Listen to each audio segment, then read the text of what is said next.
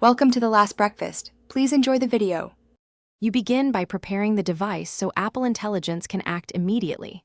Update the iPhone 16 to the latest iOS, sign into iCloud, and toggle on Siri suggestions, and background app refresh.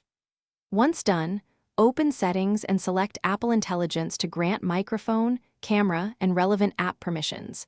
This lets the system access context and deliver personalized outputs. Make sure you allow contacts and mail access if you want smart summaries and composing help. Now you move into active use. Call Apple Intelligence with the side button or Hey Siri, or tap detected text and images for live text prompts. Use summaries to compress long emails or articles.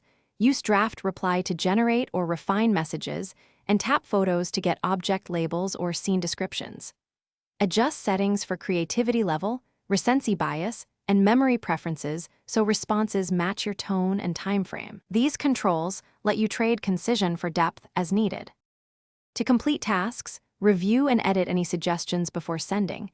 Ask for alternate phrasings or shorter summaries if needed. If a feature stops working, go back to Settings Apple Intelligence, revoke and regrant the specific permission, then restart the iPhone. This often restores access. If problems persist, clear the intelligence cache or reset the feature in privacy settings.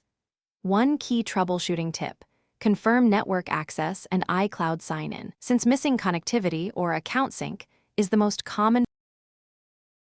Thanks for watching. If this was helpful, leave a like and consider subscribing. See you next time.